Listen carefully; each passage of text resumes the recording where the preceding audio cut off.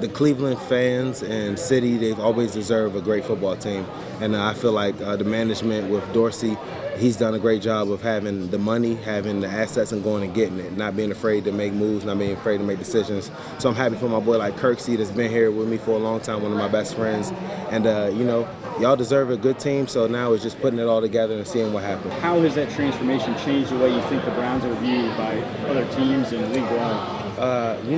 Obviously with talent coming to the team, it makes everybody understands how good they can be. You all got to put it together.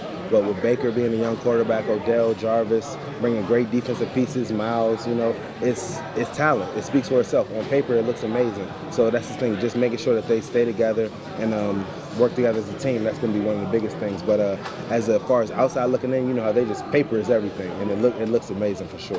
What's it going to be like for you having to cover Odell a couple times? It's going to be cool, man.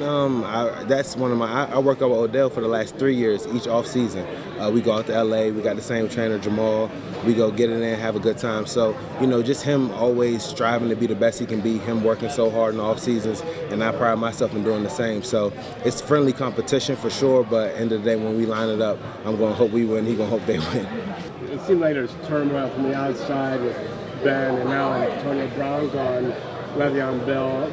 That's not normal Steelers stuff. How are you guys coping with that?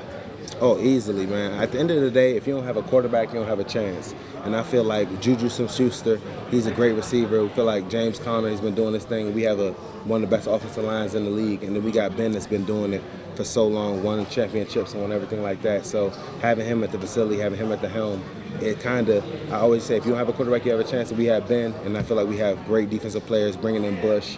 Our D-line's crazy. Offensive line, I feel like they're the best in the league. So we just all got to, at the same time, put it all together still, too.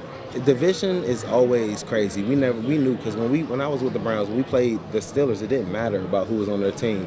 It was just, it's the Steelers is the worst one. We want to make sure we beat them. It's the same way over there. They respect the Browns as an organization and the players there. And now, such a heated rivalry, it doesn't matter. People play better. People play out of themselves. So you got to just lock in and do the best you can do. Joe, have you gotten used to being on the other side of the rivalry, or is it still a little weird?